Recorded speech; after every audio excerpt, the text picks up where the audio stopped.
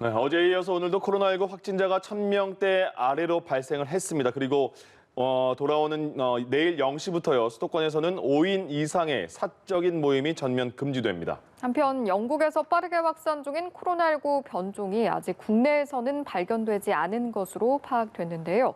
관련 내용 천은미 이대 묵동병원 호흡기내과 교수와 함께 짚어보도록 하겠습니다. 어서 오십시오. 예. 안녕하세요. 어제 확진자 조금 전에 발표된 거 보니까 869명이에요. 800명대라서 다행이다 이런 생각이 먼저 드는데 이런 계속 1,000명대 있다가 어제 900명대, 오늘 800명대 이 흐름 어떻게 괜찮은 건가요? 네, 우리가 1,000명대 올라갈 때는 굉장히 놀랐고 그러다 일주일간 유지가 되니까 이제 약간 무감각해지다가 다시 이제 800대를 내려오니까 굉장히 좀 안심이 되는 마음도 있습니다. 그러니까요. 네, 그렇긴 한데 아무래도 지금 상황이 이 숫자가 조금 줄어든 거는 새로운 대규모 발생지가 나타나지 않은 것도 있고요. 예. 2.5단계가 거의 2주가 됐거든요. 거리 두기가. 그 효과도 일부 있죠. 왜냐하면 국민들께서 사람 많은 곳에 가지 않는 그런 이제 어떤 룰을 갖고 계신 거고 예. 그렇지만 사망자라든지 중증 환자는 사실은 굉장히 많이 나오고 있습니다. 그 예. 말은 분명히 의료 체계에 과부하는 걸려 있는 상태이기 때문에 지금 상태에서 우리가 조금 더 효과적인 방역 대책을 계속 유지를 해야 될 것 같습니다. 지금 말씀하신 사망자 문제인데요. 네. 최근에 22명, 24명이 제일 많았고 어제도 사망자가 24분이 네. 나왔거든요. 여기 사망자가 최근에 많이 나온다고 느껴지는 그 이유는 뭘까요? 우선은 자택 대기하다 사망하시는 분도 있으시고 예. 그래서 병상이 없는 거죠. 특히 요양병원 같은 경우에는 코호트 격리를 하면서 그 안에서 계속 대기 중에 사망을 하시는 거예요. 네. 그만큼 일반 병동도 지금 굉장히 부족하다는 거죠. 그러면 뭔가 의료 체계가 지금 받쳐주질 못하고 있다는 거기 때문에 정부 당국에서는 이제 뭐 행정명령을 통해서 대학병원이나 공공병원의 병상을 중환자 병상을 지금 마련하라고 하시는데 금방 그게 되지를 않습니다. 네. 우선 의료 전문 인력 훈련 기간도 필요하고요. 그 병상을 비우려면 기존의 중환자를 다 딴 곳으로 보내거나 이송을 해야 되죠. 그리고 네. 그 사이에 격리 공간을 새로 만들어야 되기 때문에 네. 상당 시간이 필요하거든요. 네, 그러한 점에서 조금 기존의 우리 공공병원이나 아니면 수도권의 민간 병원들은 환자 수가 많지 않기 때문에 바로 설치를 할 수가 있어요. 네. 기계라든지 훨씬 용이하고 예. 그렇지만 그것만 가지고도 사실은 부족하죠. 지금 요양병원에 코호트 격리가 되면 거의 100명 이상이 한꺼번에 확진이 되는 경우도 있죠. 그런 환자는 최소한 병상에 입원을 해야 되기 때문에 저는 그 병원들 말고도 이런 체육관이나 컨벤셔널 수도권에 한두 개를 만들어서 바로 진단이 되면 바로 병동에 입원을 해야지만 이분들이 중증으로 가질 않아요. 예. 대기를 하시면 이 코로나는 2, 3일 사이에 폐렴으로 악화가 됩니다. 그래서 그러한 점을 정부 당국에서 좀 관심을 가지시고 최대한 일반 병상이라도 많이 확보하는 게 꼭 필요합니다. 네. 이렇게 대비책을 세울 때 있어서 앞으로 어떤 확산세 추이가 벌어질지도 중간중간 저희가 주시를 해서 봐야 할 텐데 지금의 감염 재생산 지수로 봤을 때는 다음 주에 어느 정도의 추이가 예상이 되십니까? 네, 어제랑 오늘 사실 오늘은 조금 떨어진 건 굉장히 좋은 현상이에요. 어제까지는 휴일 효과 때문에 좀 낮게 나오죠.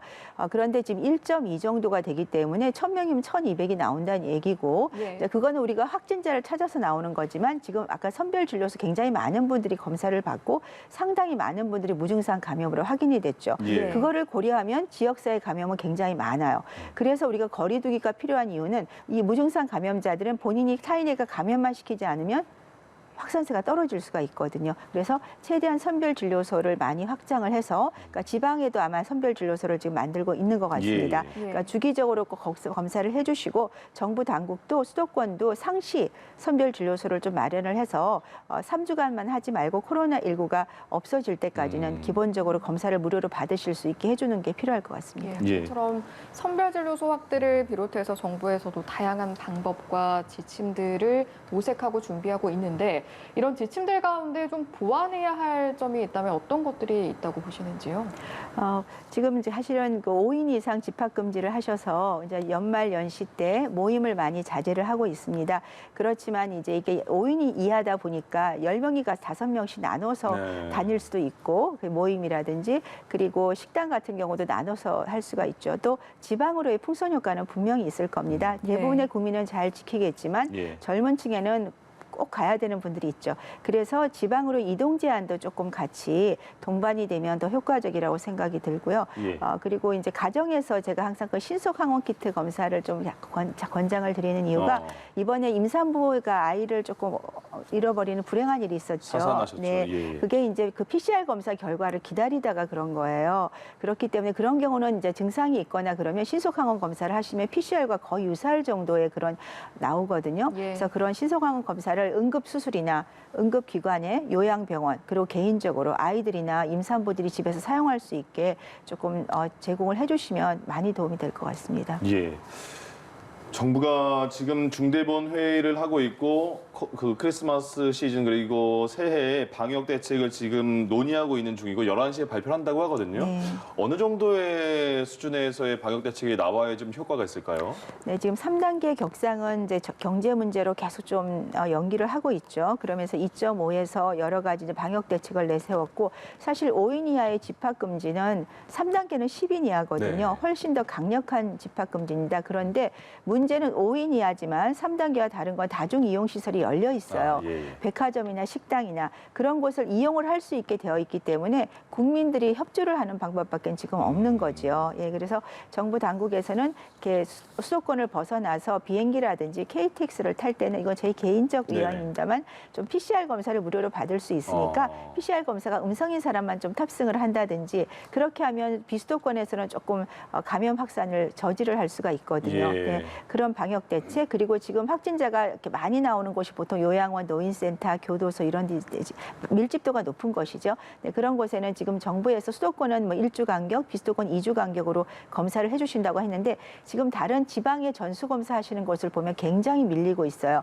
미국 같은 경우도 검사를 많이 하니까 결과가 이틀, 3일이 걸리는 거예요. 네. 예. 그래서 그 가정용 키트를 제공을 해주는 거거든요. 근데 국내는 벌써 그게 나타나기 시작하고 있기 때문에 우리가 개인적 검사를 꼭 할 수 있게 해주는 것도 필요하고 그리고 요양병원이나 이런 곳에도 그런 신속 검사를 좀 제공을 해주시면 예. 아마 많은 좀 도움이 될 것 같습니다. 교수님, 가정용에서 말씀하신 사용할 수 있는 그 개인이 사용할 수 있다는 키트잖아요. 네네. 그게 지금 만들어져 있긴 합니까? 이제 미국에는 FDA 승인이 받아서 사용 예. 이제 1월부터 할 거고요. 예. 국내에는 사실은 아직은 시판이 되고 있지는 않아요. 예. 예, 그래서 제가 정부에서 우리가 조금만 그 검사하는 그것이 조금 뭐 의료인이 써야 되고 좀 문제가 있다 자꾸 얘기를 하셔서 그러면 네. 조금 더 간편한 그 용도로 만들 수가 있고 제가 말대로 미국용 그 가정용 키트는 요만하게 굉장히 짧아요. 그래서 집어넣으면 코입밖에 안 들어가니까 예. 아이들도 쓸 수 있거든요. 네, 그런 식으로 조금 변형을 해주시면 충분히 할 수 있다고 그렇군요. 생각합니다. 예. 알겠습니다. 이렇게 검사가 밀리는 경우가 있다 지방에서는 네, 이런 말씀을 맞습니다. 해주셨는데 강원도에서도 이제 확진자가 늘다 보니까 선제 검사를 시행했는데 검사량이 늘다 보니까 결과를 받아보는데 사흘 나흘이 걸리는 맞습니다. 상황이라고 합니다. 네. 그렇다면 이런 상황에 대한 대책은 말씀해 주신 것처럼 어떤 가정용 키트로 접근을 해야 하는 네, 부분일까요? 그래서 미국 같은 경우도 오래 기다리다 보니까 이건 신속성이 굉장히 중요하죠. 예. 내가 확진자고 증상이 있으면 감염을 시키니까 그런 경우에 도움이 됩니다. 그 PCR 검사 자체는 밀리게 되면 검사 역량이 떨어지기 때문에 당연히 시간이 오래 걸리죠. 3일 이후에 결과를 받으면 안 하니면 못할 수가 네네. 있거든요. 예, 예. 네, 그래서 이런 전수 검사를 할 때는 사실 신속항원 검사를 해외에서 많이 사용하고 있거든요. PCR 검사는 전수 검사는 도저히 할 수가 없습니다. 그래서 그런 점도 지방이라든지 우리 지자체별도 이렇게 조금 역량이 되는 경우는 신속항원 키트를 이용하면 주말을 이용해서 아마 수십만 도 검사가 가능하거든요. 예. 한번 좀 고려를 해보는 것도 도움이 될 것 같습니다. 알겠습니다. 예. 지자체 이야기가 나와서 말인데 확진자가 늘다 보니까 정부 당국에서도 그렇지만 각각의 지자체에서도 여러 가지 대책을 내놓고 있습니다. 물론 저희가 앞서 살펴본 강원도도 마찬가지인데 그런데 이런 지자체에서 각각의 대책을 내놓으면서 이것들이 상충해서 생기는 문제는 없겠습니까? 그렇죠. 수도권과 또 비수도권이 지금 단계 격상이 다르고 그 지자체별로도 확진자가 많이 나오는 건 2단계, 2.5단계를 올리다 보니까 그 지역에 사는 분과 다른 지역의 이동 간에도 문제가 올 수가 있거든요. 예. 그래서 가능하면 같이 이동을 하는 게 좋고 그러다 보니까 오늘 아마 정부에서 5인 모임 이하를 원래는 수도권만 하다가 지금 예. 전국으로 확산을 하는 그런 거죠. 근데 그거는 저는 굉장히 동의를 합니다. 왜냐하면 아까 말한 풍선 효과가 있기 때문에 예. 네, 그런 식으로 지자체에도 가능하면 같은 맥락에서 조금 움직이는 것이 좋을 것 같습니다. 5인 이하는 이따 11시에 발표될 내용이 포함이 돼 있나 보죠. 전국적으로. 네, 아까 제가 보니까 그런 그렇군요. 얘기가 있는 것 같습니다. 예. 네. 이제는 이제 병상 문제입니다. 정부가 민간 병원에 이제 중증 병상 동원 행정명령을 내렸습니다. 1%뭐 안팎 이렇게까지 네.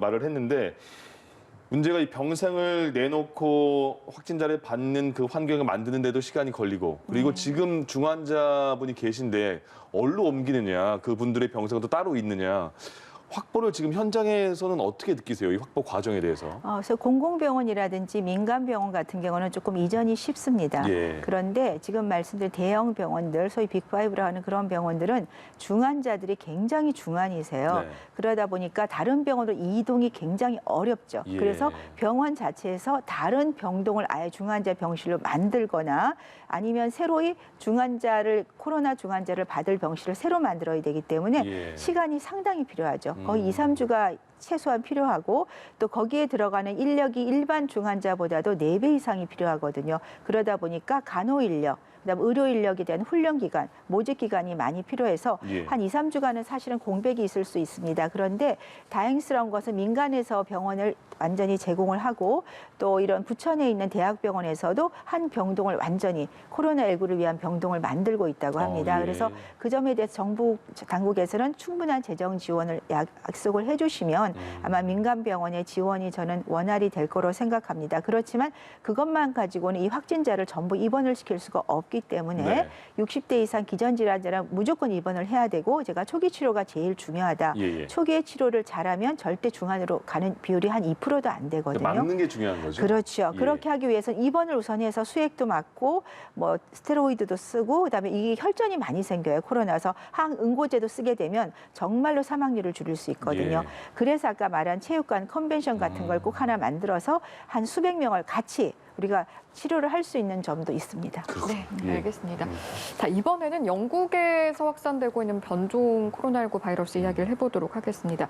일단 우리나라에서는 아직까지는 발견이 되지 않은 것 같은데 앞으로 어떻게 좀 대비를 해야겠습니까? 네, 영국에서 11월 중순부터 갑자기 확진자가 한 곳에서 많이 발생을 했어요. 그래서 봤더니 변종 바이러스가 나온 거죠. 근데 이 변종이 문제가 감염력이 50에 70% 가까이가 높고 또 어린이들한테 감염을 잘 시킨다는 또 그런 보고도 나오고 있습니다. 예. 그래서 이미 영국뿐 아니라 유럽에서 상당히 퍼진 것 같아요. 그러면 이 바이러스가 우리나라에 당연히 들어오겠죠. 지금 우리나라 들어온 다 해외 바이러스지 네, 않습니까? 아무리 우리가 막더라도 해외 입국을 막지 못하기 때문에 분명히 들어올 수 있습니다.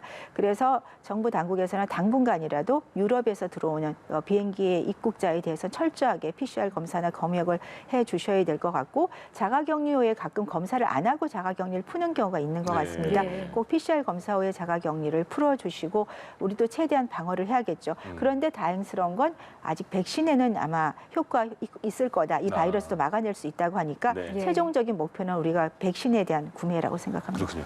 백신은 지금 아스트라제네카는 내년 2, 3월이면 들어올 수 있다 이렇게 정부가 말을 했습니다. 나머지는 그 계약 과정에 있는 것 같은데 네. 지금 이 분량만으로는 뭐 부족하지 않냐? 정부는 이 정도면 충분한 물량을 확보했다. 교수님 생각 어떠세요? 백신의 구매도 중요하지만 이 백신이 어느 정도 효과가 있는지 그리고 우리가 언제 맞을 수 있는지가 중요하거든요.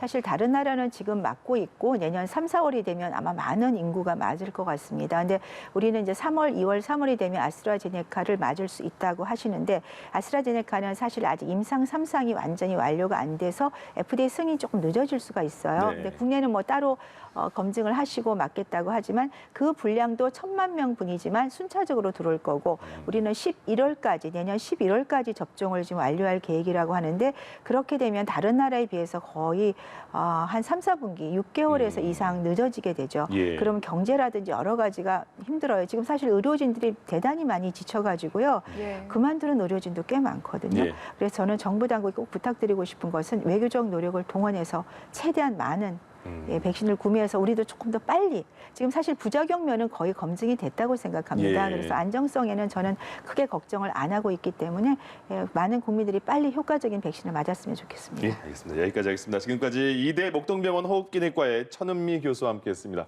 고맙습니다. 고맙습니다.